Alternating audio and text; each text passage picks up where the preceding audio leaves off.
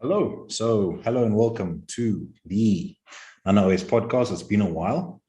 And I think as part of this delayed absence of obviously me being away, I've decided to do a question and answer series. So I think a few weeks back, I went onto Instagram to ask a few people, basically anyone that follows the Instagram account, to ask me a few questions. I also had a few questions offline. And if you go to the website or the podcast website, you will see that you can get in contact with me on any of my socials and ask me any questions. So I'm hoping to do a lot more of these. Actually, the idea seems like it's quite fun. Gives me the opportunity to think on my feet. So yeah, we'll do a question and answer series. That's what this episode is about. And let's go. So question one that has been asked was, where have you been? So yeah, that is a long answer. To keep it brief, to keep it short, I believe in terms of this podcast and NanaOS podcast, I've been away for quite a while, ever since I got engaged. So for those of you who do not know, I got engaged in July. Gimela came down to South Africa to visit me. So yeah, been very busy with that. Obviously, there was a lot to do in terms of getting the ring, surprising her, making sure she didn't find out about it, speaking to her parents to ask for permission, and speak to my parents as well, my mom. So yeah, that's where I guess in terms of momentum, I won't say I lost it, but there have been a lot of things going on. So that's one. I think I disappeared from the NanaOS podcast specifically after I got engaged. Number two, a friend of mine, Keegan, who actually even donated these mics that we are using for the podcast right now.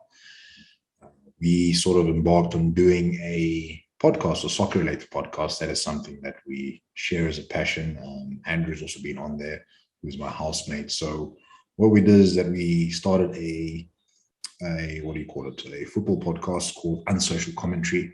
And the idea is obviously to give commentary on football. We are not pundits or professionals by any means. We're not qualified, I guess, to comment on football, but yeah, it's commentary, I guess, in the unsocial commentary, unqualified commentary. So we've been doing that a lot. We started in the Euros or during the Euros. So that's been quite fun. It's sort of awakened my passion for football. I do like a lot of sports anyway, but specifically football. I spend a lot of time watching football.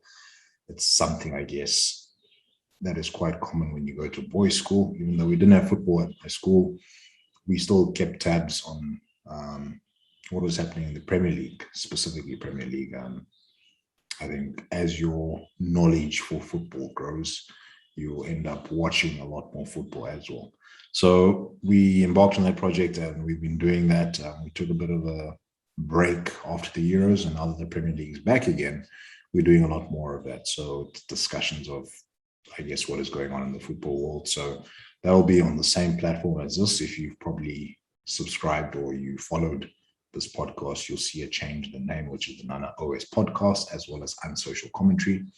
So both of them are going to be housed in one, and how you'll know the difference between the podcast episodes is that Unsocial Commentary is yellow, the NanaOS podcast will be in black. Very obvious to see the difference, but yeah, that is another reason I've been quiet on this platform. Obviously, the plan is to do both, so we have to go into the other reasons why I was quiet. Work has been hectic. If you do not know, I've got a full-time job, so this is done on weekends and in spare time. So yeah, I have been busy with work. I've also had a few certification exams that I've had to do and still studying for that now at the moment, but things obviously have got a lot better in terms of time and available time to pursue both of those things or pursue both of these things. But work is going to come first and foremost, I guess, at the end of the day, when it comes to things that need to be done. I need to live at the end of the day, and that is my full-time job. So work's been a bit hectic. That's also one of the reasons why I've been a lot more quiet. I think this is number four, I guess. Yeah. Reason number four would be I have also started playing a lot more squash. So during the second lockdown that we had, or I think we went back up to level 4 again. We sort of had that break, and it gave me a lot of opportunity to gym at home, but also evaluate where I've been putting my time and what makes me happy. And when the lockdown was eased, I found myself going back into gym. So that's been good. Yeah, been hitting, the weights, but also gave me the opportunity to play squash again. So I did a squash level 1 coaching course. So that also took some time, done the workbook as well as the answers submitted that. So hoping that comes back soon, and I would have had a passing grade for that. So squash is something that I've been playing since I was 12, I believe. Probably earlier than that, something I played with my dad. So I've been playing squash at all levels from, I guess, the age of 12 until now. Took a brief break when I was in Richards Bay to pursue hockey. That was a great break and a great opportunity for me to do that. But then now, moving back to PE, started playing a lot again in 2020 with the pandemic and the lockdowns, and me being in the Netherlands and the UK. Didn't play as much. Played only once in the UK, I believe, a few times in the Netherlands. It was just so expensive there. So coming back to PE, settling in PE, I was able to sort of get in touch with my old teammates as well as the club. So during the club, I'm playing a lot more squash now, and that's been taking a lot of my time as well, but in a good way. It's something that I'm sort of playing almost every day. I think maybe 4 or 5 days out of the week, I've been to a squash court. Yesterday, I actually tried a new version of the sport called Squash 57. So what it is squash using racquetball rackets. So it's not racquetball, it's squash, but a few modification on the rules. So try that out yesterday.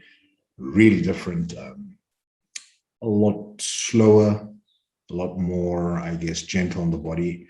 And yeah, so that seems like it'll be something I'm going to be doing a lot more as well. So balancing my time between squash and squash 57. The reason I call it squash 57 is because of the size of the ball, 57 millimeters at the end of the day. So it's a bigger ball. So yeah, that's squash 57. So we've been playing a lot more of that. Another thing, which is probably going to be reason number 5, is that I have joined the local Toastmasters group in Port Elizabeth.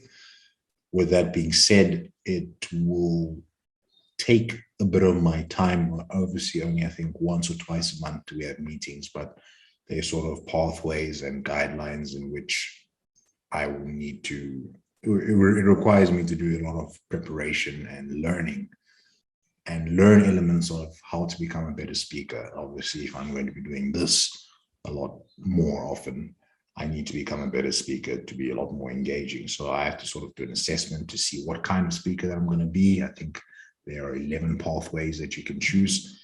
And from that, you are able to, I guess, develop into a better speaker, better public speaker, get more confidence, deliver your speeches a lot better. So I've been doing that. I have been assigned an awesome mentor. His name is Amandla Didiza. He's one of the best speakers within Africa. He's my mentor. So that means that I'll get to learn from someone who does, public speaking and professional speaking as a job, as a passion, as a full-time endeavor. So really stoked to be under his guidance or under his mentorship. He's actually someone I went to school with. So we were in the same school from the time I was 7 up until we finished school. Played hockey with him. He played first team hockey with me as well. So I know Amanda, I won't say quite well, but I knew him to that extent where we were friends at school, but now he's going to be my mentor, and I'm very excited for that. So I guess in a nutshell, I think those 5 reasons, they probably are a lot more. But yeah, those 5 reasons are the reason why I have not been around or available on this platform. It's not an excuse, I guess, at the end of the day, but yeah, there were other things going on in terms of priorities. Those ones sort of pulled rank. And yeah, I think what's more important is the fact that I'm back. So yeah, sorry if I've been away for too long. I know there are consequences to that in terms of following and your audience. I've seen that there has been a drop when it comes to that sort of element, but no, we'll get back to it, especially with more of these engaging type of podcasts and elements then it will make things a lot better. It will make it a lot more entertaining. As I get better at my public speaking, these things might become a lot more valuable. So question number 2 is, what music have you been listening to lately? So I have actually been listening to a lot of UK music, specifically a genre called grime. So following a lot of artists like Stormzy, H, I think they call him H. We just say H the way we pronounce it, but it's probably Haitch. Santan Dave, Bugsy Malone, actually. That is a song, Gods, by Bugsy Malone. I have been listening to that a lot. It's something I listen to as I drive to the gym, sort of to get me psyched up. Especially if you're gymming at 4:30 in the morning, waking up at 4:30 in the morning to get to the gym at 5, you need sort of something to, wake you up and keep you motivated to try do something or to try gym. So been listening to a lot of UK music. I've got a very broad range of interests when it comes to music. I guess when I'm doing my cardio at the gym, it'll be more EDM type of music, something with, what do they call it? Beats per minute, about 140, 150, just to sort of keep me motivated while I do cardio. So what I've been actually doing is a lot of spinning, and it's sort of spinning to the beat of the music. So sort of before the beat drops, it's just sort of a normal pace. And as soon as the beat starts to pick up, cycle and pedal a bit faster. And then once the beat drops and we into the, I guess, start climbing. So that's been making my cardio a lot less demanding. Got the music to power me through it. So yeah, I've got a broad range of interests. At night, I've actually been sleeping a lot better because I listen to white noise, which is basically static or rain. And I am really seeing the benefits of that in my sleep. So I guess if it's not really music, but it is something that I'm listening to. So yeah, as I said, a lot of UK music at the moment. Stormzy, grime grime music, I guess, is the genre. Bugsy Malone, yeah. If you ever listen to Bugsy Malone's song called Gods, then I think you should listen to that, especially if you want to get psyched up for the gym. So yeah, that's music, I guess, in a nutshell. What's your best Chelsea lineup? This is from Clark Bishop. So Clark is a very good friend of mine, someone that I've played hockey with. We shared a passion for hockey when we were in Richards Bay. We even started our own hockey club for the youngsters. So he is quite a big Chelsea fan. I have always, I won't say hated Chelsea, but I dislike Chelsea a lot. My dad actually supported Chelsea. My brother still supports Chelsea, but I am not too much of a Chelsea fan. I was an Arsenal fan. At the moment, I am not following any teams or clubs or supporting any clubs. I'm just sort of a connoisseur of football at the moment. And it's sort of a requirement, especially if you're doing a football podcast. As I mentioned, on social commentary, you have to be sort of neutral at the end of the day. So being open to watching a lot more teams play and actually enjoying football for the sake of football.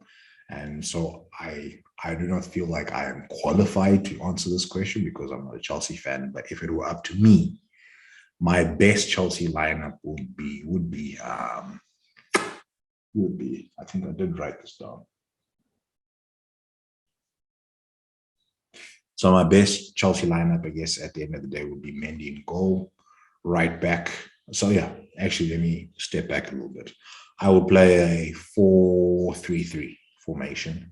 I am a very big fan of using the wing backs. So yeah, I think I'll start with Mendy in the goals. Right back will be James. Would have Rudiger and Silva as your centre backs. Left wing back being Chilwell. So my idea of my fantasy for that type of team would be to use your wing backs to sort of run up and help with crossing, and James and Chilwell are quite good at that. I would have two CDMs, being Jorginho and Kante. Reason I would choose two is because if I want the wing backs, being James and Chilwell, to run up the flanks, I would want to have Jorginho and Kante sort of to cover their position as soon as they dart up forward. So I would have two CDMs, being Jorginho and Kante, have Mason Mount as my attacking midfielder. Then the three up front, I would actually put Werner, shift him over to the left. He isn't a goal scorer, I guess, at the end of the day, but he's quick, so he's useful to some sort of extent. So I'll have him, I'll shift him out to the left. I would, convert him to a winger. I would have Lukaku as your striker. That just sort of makes sense, he's unmatched. And I know that he's injured at the moment, but Hakim Ziyech out right. I know there's obviously the option of having Kai Havertz somewhere in the mix. But yeah, that's for me. And I know that's what I'm saying. I'm not a Chelsea fan. So if you feel that as a Chelsea fan, you want to be passionate about it and criticize, and, by all means, go do that. But that will be my choice based on what I know and based on the formation I want to play, as well as the style I would want to play. So, yeah, that is my predicted Chelsea lineup, or my favorite Chelsea lineup, Klopp. Okay, this one comes from Imola, actually, my fiance. How do you deal with difficult people? I'm not too sure, because I don't know if she's asking that about me. I'm joking. But yeah, difficult people. Yeah, I don't think I don't think there is a general approach to deal with difficult people. People are difficult for a vast. Yeah, I think people are difficult for various reasons. And I guess at the end of the day, you'd have to either understand the person to know why they are difficult in a particular aspect or not. Some of it is trauma, some of it's psychology, your psychological trauma, which force him to act in a certain way, to be unsure and to be sort of difficult. Sometimes it's obviously a vulnerability or insecurity, which makes it difficult. I don't think anyone is difficult by choice at the end of the day, and I think that's what's important to note. But how do I deal with it? I think it depends on who they are to you. If it's someone that is a loved one, there are ways to sort of breach it. The fact that you can have that tough conversation and still know that, hey, it's reassure the person to say, you know what, I still love you at the end of the day, but this is quite difficult, then do so. Otherwise, I just walk away from the situation. Or me personally, I guess I react. I'm a very quid pro quo kind of person. So, if I feel that you are difficult with me, I will be very difficult with you as well. Sort of to to make sure that that, well, it's not only you which can be difficult. Not to say that is the right advice. That's just how I deal with difficult people. If something is unfavorable, sometimes I see it as an act of war. So I have said that a couple of times. Not to Imola, but she's obviously seen me when I've been difficult with some people. And yeah, for me personally, at the moment, at my age, and I guess in my either sense of maturity or immaturity, I will, act in a similar way to sort of make a person realize, to say, hey, at the end of the day, we all go through challenges, we all go through problems, and you've got your frustrations, but unless your frustration is directly at me, don't bring your frustrations that you have from home to me. I can be sympathetic, but at the same time, I won't be treated like, I'm going to be the person that bears the full brunt for your frustration. So that's just me. I guess, yeah, I have a very abrasive personality, or can have a very abrasive personality. So for me, that's just me, but it's because I think also I feel that I can handle it if the situation had to escalate. So I think you also just have to know yourself, know the situation that you're in, who it is that you are arguing with, or who it is that you have a grievance against for being difficult, and then handle that situation accordingly. That's what I do, I guess. Okay, what have you been reading lately? So reading, I've actually been reading.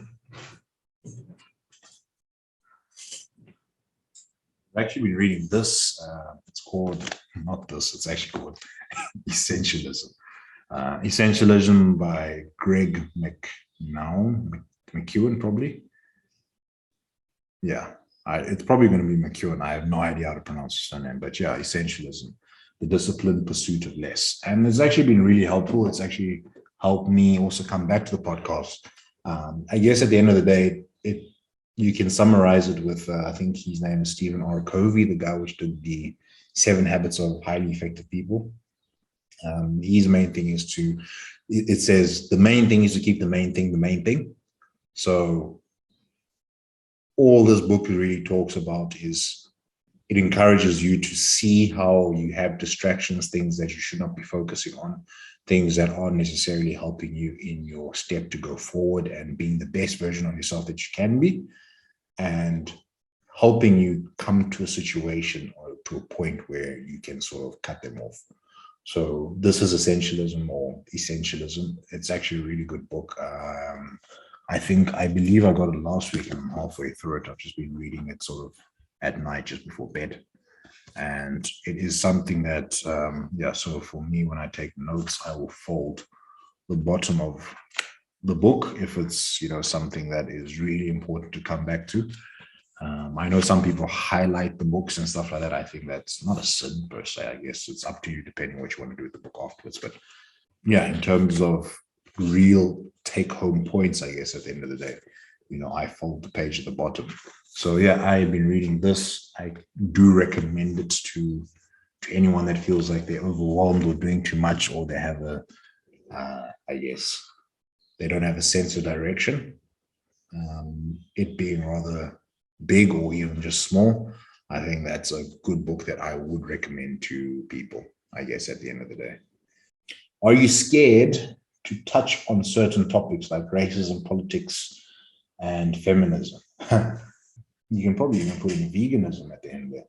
I'm not scared. I think there are certain discussions that, not that I'm not willing to entertain. I feel that if people want expert advice or people who think about it, there are other experts, or not other experts, but there are other people that will give you the conversation that you want. When it comes to discussions, I feel that at the moment, we as a society do not give everyone the opportunity to feel a certain way.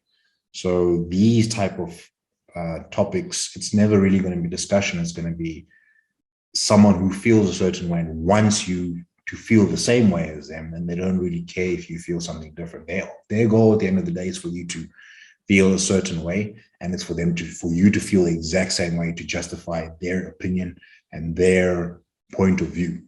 As for me, that's what I'm saying. I've got a very broad, I won't say broad sense, but I've got a very, with certain subjects and things like that, it's quite easy for me to have a very different opinion to people. And I'm fine with people having different opinions because I just know that's normal. I have no grievance, with that. If someone, feels like they should push that sort of avenue in life or that particular discussion, or they want to hone on about a certain point, then they're welcome to do it. They feel that way for a certain reason at the end of the day. But I do not feel that you can force someone to feel the same way that you do. And that's where we are at in today's society, where I won't agree with someone, or people just won't agree. They see things differently, but that's a problem. I don't know when it became a problem for people to just have a difference in opinion. Do I have a fear of getting canceled or anything like that? No, it's not that. It's just that I feel like there are better things to keep my mind occupied with, better things to contribute more towards positivity. So yeah, I might have a rant here and there about certain things like politics and stuff like that. But for me to get into it and, have a whole debate and discussion with it, I would have a debate or discussion with someone which is just sort of open to expressing how it is that they got to certain conclusions that they have, or certain feelings, and how they got to see things their way and why they believe that it's such a strong thing, but also be open to me saying, hey, I don't exactly believe in what you are saying at the end of the day. And yeah, so it's not that I stay clear from such subjects. It's just that, yeah, I guess if I feel the person is mature enough to have a debate and discussion about it without getting touched about the fact that I have a difference in opinion, then yeah, I'm willing and open to discuss that. But it's also a very turbulent time that we're in, and it might not be that person that I have a discussion with that will be a problem. It will be a fan or a commentator or a pundit which have a problem with it. And cancel culture is huge at the end of the day. So as I said, it's not really fear. Like, this is on a podcast platform, my own platform, or using through Anchor, so they can't really cancel me. Where if they do decide to cancel me, it'll always be on YouTube or something like that. But even then, I'm not spewing misinformation. It's just a difference in opinion. But yeah, do I want to dabble in that? No, not really. I guess at the end of the day, maybe yeah, one day. But I don't see the need to discuss those things when there are other things that we can chat about.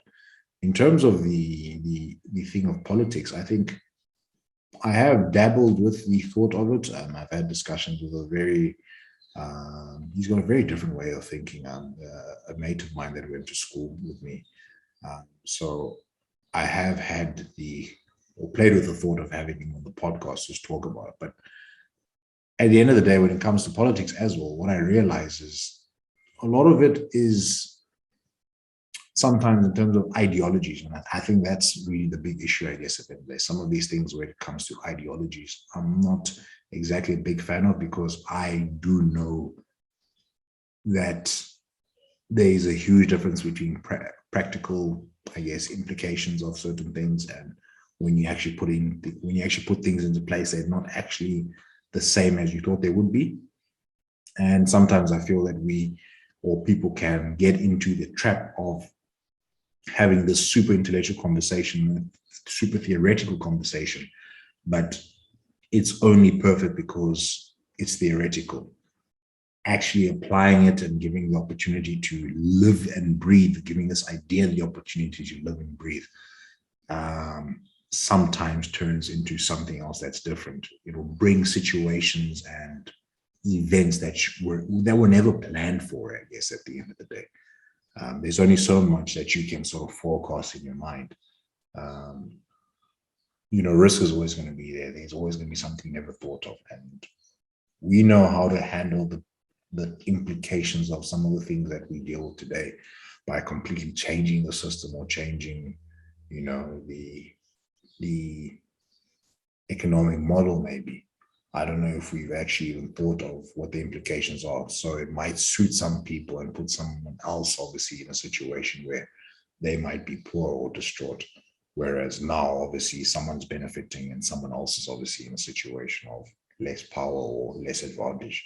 So there's never going to be equal shift, I believe. There's always going to be a winner and a loser at the end of the day when we implement certain strategies and we talk about certain policies that we need to put into place.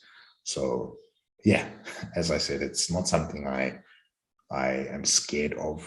It's just something where I guess at the end of the day, it comes back to, sort of a draw to be like, well, yeah, it's great for this person because it has been implemented, but it sucks for someone else. So I don't think it will ever be balanced at the end of the day. I think that is probably the best way to look at it when it comes to those particular topics. Who is your favorite boxer? What are your top 10? Who are your top 10 boxers? This is from Kyle Hoffman. Shout out to Kyle. Kyle's actually a guy that I met at my friend's wedding, Claudio. And Kyle's married to Claudio's sister. So yeah, we chatted obviously at the wedding. We sort of bonded the day before, and yeah, we still keep in contact. He's someone that I actually chat to regularly during the week about a lot of things, varying from vaccines and conspiracy theories to football and boxing. I believe he used to do MMA as a hobby, but he also follows boxing a lot. That's something maybe you don't know about me. I do like boxing. So in terms of who my favorite boxer of all time would be, wow. Yeah, I have answered this before, so I think I'll stick to it. It'll be Mike Tyson. It might shock you, obviously, because of the kind of person that he is, but this comes to boxing. It's not my favorite humanitarian boxer at the end of the day or something like that. It's Iron Mike Tyson when it comes to boxing. Reasons I like him: his style, his stature, his height. He's about the same height as me. I think he's also 176 or 177 centimeters. So that's 5'10". And yeah, I think he was just built differently. I like the way, when you listen to him, even on his podcast, Hot Boxing, with Mike Tyson, the way he described boxing as an art of war. It was warfare, and that he learned from Castiamato, which was his trainer. It's something that, as I have grown older, I have enjoyed a lot more in terms of seeing the mental aspects of fighters, what it is that they go through. Because, yeah, I'm pretty sure every one of us have gone into the gym and, we've hit the boxing bag and thought, hey, what, this seems like it's something quite cool. I wonder how hard it is, how hard it would be to become a professional boxer. I believe the best boxers in the world are the people which come from difficult backgrounds. Floyd Mayweather had a difficult background. Mike Tyson had a difficult background. A lot of these people come from poverty. And I think that is what is needed to sort of be at the top of the game. And what is inspiring for me, particularly around Mike Tyson, is obviously the background that he came from. The fact that every time he was fighting someone out of fear. That being said, he used that, as well as obviously he got shaped by Castiamato as his coach, to make him the boxer that he was. I think there will never be a generation that will not know who the likes of Muhammad Ali is, as well as Mike Tyson. We will sing and say those names forever. Mike Tyson was just intimidating. I liked obviously the Mike Tyson before the issues, before Cass died, before he changed promoters. That was I won't say prime time, but that was Mike Tyson, the role model for people to sort of use as a role model in terms of working hard and being in shape. Early Mike Tyson, or young Mike Tyson, or early career Mike Tyson was just a beast. He was just something else. And then afterwards it became a lot different, but he will still forever be, in my opinion, obviously the best and most entertaining. And that's the thing, I never said who's the best. I think the question that Carl asked was, who's your favorite? So it is Mike Tyson. We talk about the best of all time, well, that becomes a whole different story, a whole different, that's another discussion for another day. But my top 10, and I definitely need to go back. My top 10, I think I definitely need to go back into my messages here to talk about my top 10. So, okay. No, my favorite top 10 boxers, I guess. Number one, I've got Lomachenko, Vasily Lomachenko from Ukraine, I believe. Southpaw, really love Southpaws. And I know obviously he had that loss to Teofimo Lopez recently. I think he just wasn't on form. He probably underestimated him, and mentally he wasn't there. But he will rise to the top again. But he is very entertaining. He's one of my favorite boxers. I've got Canelo, Saul Alvarez. I don't think there's anyone who dislikes Canelo that much. He is really not entertaining per se. He is entertaining, but he's just sort of a complete boxer. Just I don't know. There's just something about his dominance stepping forward. I do believe, though, in the first fight against Triple G, I would say Triple G won that one. But regardless, it was a draw, and definitely in the second one, he came back and sort of, rectified that. But Canelo is up there as one of my favorite boxers. Errol Spence, who unfortunately, I think he tore a retina or something like that. He was supposed to be fighting Manny Pacquiao. Errol Spence is also, Errol the True Spence, He is... The reason I like him a lot is that he sits on his punches. If you look at them, he's sort of like, he's not punching to get the punch and then move out of the way. He sort of sits on it to be like, you're going to feel this one, and then you're going to feel this one. And he really attacks the body a lot. I think that's why I like Canelo and Errol Spence a lot, because they are body punches. Gervonta Davis, as I said, these are just favorite boxers and just obviously judging them off of boxing. Gervonta Davis is someone, Tank Davis is someone that I think is really special. Also another southpaw, just really entertaining. I think Errol Spence. Is Errol Spence a southpaw? Now I think about it. Yeah, I do like southpaws. Huh? So Javante Davis is something really special. Obviously, he's got a lot of issues outside of the ring, but I think when he has his things together, like he's one to watch. I have got Anthony Joshua, AJ. It's hard not to like Anthony Joshua. He is I won't say model citizen. There are obviously rumors and discussions about who he is behind the scenes. And as I said, no boxer is perfect. And to be at the top of the game, you have to be come from really rough background. I think he did have a rough background. He was, there was talks of juvenile prison or sort of, he was a troublemaker. He was sort of banned from certain areas that he lived in and stuff like that. So Anthony Joshua for me is like, there are a lot of things about him. One, the way he speaks, the way he conducts himself, his physique. Like, if you could have Anthony Joshua body, why not have Anthony Joshua body? But it takes a lot of work and effort to be the way he is. So Anthony Joshua, AJ, is one of the fighters that I make sure that I watch all the time. Not a lot of the time, actually all the time. So he's fighting against Usyk. Usyk, who's also another southpaw, very different. He's stepping up, obviously, into the heavyweight division. He fought, who is this guy? Our face paints his face. I really forget the name, but that was his first test in the heavyweight division, and he beat a top 4, top 5 boxer. So he's someone to be wary of. I don't like the fight for Anthony Joshua. I hope Anthony Joshua wins. I hope he shows us something else and something different. But I think Usyk is going to give him a bit of a tough time, but I'm still hoping that Anthony wins that one. Terence Bud Crawford, like, he is just a complete fighter. I know there are many people which obviously have a discussion of pound for pound. Terence Crawford, at the end of the day, is someone I believe who is really, really good when it comes to boxing. He's just complete. I think there's nothing that you can take away from the guy. It would be great to see Terence Crawford and Errol Spence fight, because I think, I won't say they're similar, but it'll be sort of like, stylistically, it'll be quite good to see them fight. The Charlo twins, Jermaine and Jamal Charlo, I enjoy them because they are entertaining. And as I said, these are the question was your favorite boxers. So for them, maybe the boxing style not as much, because I don't think they're really knocking people out.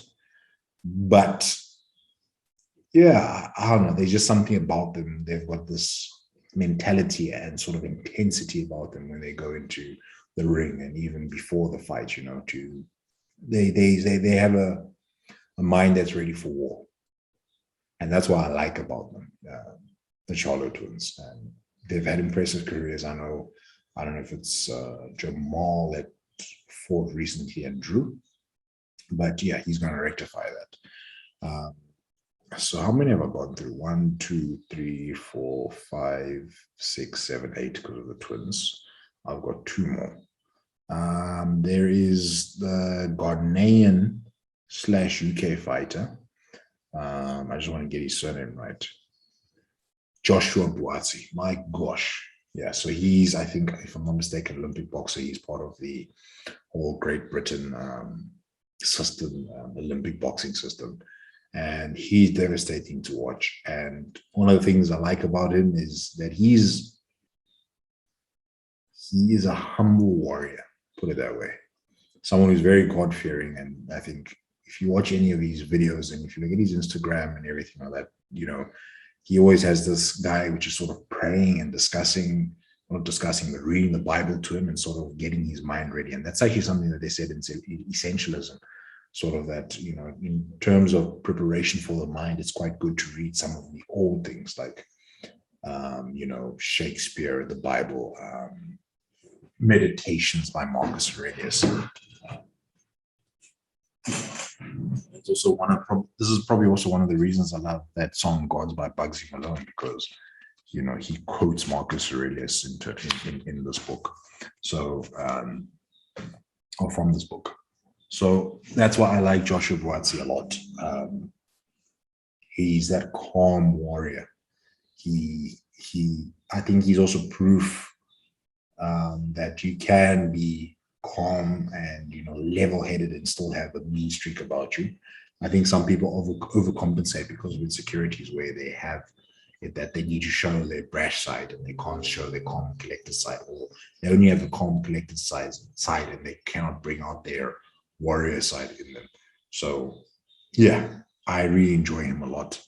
And it's obviously going to be controversial in terms of the fact that I also like Canelo, but I like Caleb Plant.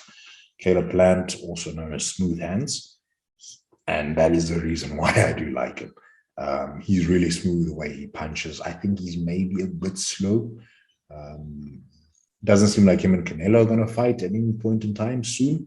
I know they obviously have been discussions, but he's got the belt, and I guess, him and Canelo will have to see each other at some point in time. But I really like the way he does fight. He's very entertaining as well, a bit flashy. But as I said, smooth, and the nickname suits him, Smooth Hands, because he is a smooth character. The way he floats around in the ring and just the way he executes his shots, I really feel, it seems like this is a boxing podcast now I think about it. Caleb Plant is one of my, he will be the last guy in my top 10 of favorite boxers at the moment. So these are obviously the people that are currently active. I think there's also Pretty Boy Josh Kelly, who's also quite good. I'm not going to mention the likes of Deontay Wilder. I don't like Deontay Wilder. Tyson Fury is an honorable mention as well. He's not in my top 10 of favorite fighters, but I'm not going to deny the fact that he's really good. So those are my top 10, I guess. And last but not least, where are Arsenal finishing this season? My gosh. Funny enough, there's a game that I have entered, or a sort of, what do you want to call it, a bet. And basically Neil, who's on, I think, episode 1 and 2 of Unsocial Commentary, he's put this thing together sort of like a system where, or like amongst friends, you sort of place bets, or you pay money in and you get a point system if you predict it correctly. And what he wants you to do is basically predict the top 20, or where everyone's going to finish by the end of the season. So from 1 all the way through to 23 teams that will get relegated and everything. So I think you get points for if you get number 1 right, number 2 right, for every place that you match according to exactly. So at number 6, if it's this team, if you get that correct, you get a point. And so I guess to answer where will Arsenal finish this season, I've got them as 9th in my prediction. So my list of 20 is number 1 will be City. So I'm predicting City to win the Premier League, 2 Chelsea, 3 Man United, 4 Leicester City, 5 Liverpool, 6 Aston Villa, 7 West Ham, 8 Tottenham, 9 Arsenal.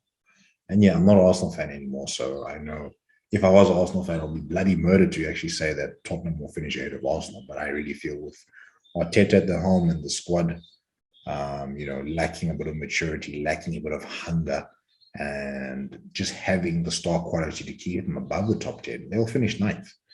10th will be Leeds, 11 Everton, 12 Wolves, 13 Crystal Palace. I'm really hoping Crystal Palace do well with, Vieira. Obviously, they're at their helm. So I'm really hoping Crystal Palace does well. And I think 13th for them will be something that's quite good. Obviously, avoiding relegation zones. 14 Watford. I see a lot of people really banking on Watford to be eliminated from this, but I do know they've obviously got Ben Foster at goal. I know Danny Rose from Tottenham went there, so I don't know why people are sleeping on Watford, but I guess we'll see. 15 Brentford, and that's actually surprising because Brentford trumped Arsenal, so maybe I should swap Brentford and Arsenal around and say Arsenal finished 15th and Brentford 9th. But obviously that doesn't make sense. It's early predictions.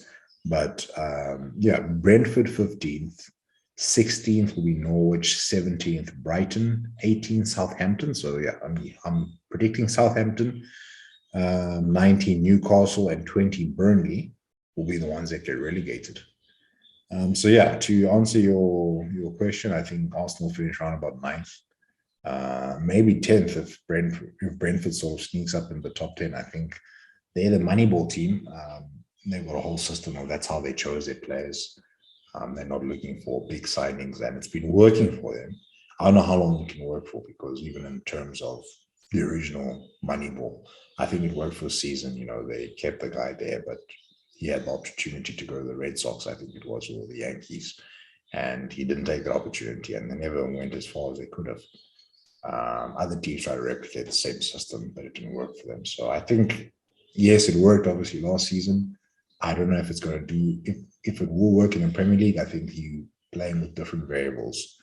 I think, yeah, in the Championship, obviously, where you've got money, which is, I won't say it's capped, but obviously to a certain level, it can make a difference that you've calculated everything. But now you're going to the Premier League with the big boys, with the big bucks, and they're just variables you can't factor for when you've got a lot of money and you've got superstars like a Man City. You've got superstars that are at the likes of Chelsea now, with Lukaku going over and stuff like that. So, yeah. Now I'm talking about Brentford a lot. I really do like their system. I like the fact that they've taken a very unique and different approach to football, but I don't think they're going to be the ones. Yeah, maybe they might surprise you. And that's the thing with football, you can never be sure. So I was pressured for time. Obviously, I had to give this in before the Premier League started. And yeah, who would have thought Arsenal would lose to Brentford? But yeah, and with Arsenal, anything is possible. So yeah, I feel Arsenal finished ninth this season. I think Arteta's not going to make it. They'll replace him. Who is a good replacement? I do not know. I have to see who's available at the time. But yeah, I think that is that for this week on the NanaOS podcast.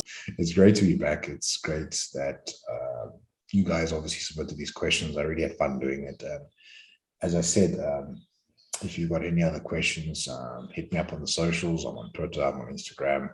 I am on what else? I think those two, obviously YouTube as a platform if you're watching the video form of this. So yeah, follow the pages or the accounts, hit me up on those channels. And yeah, I guess I will see you next time. Take care and goodbye.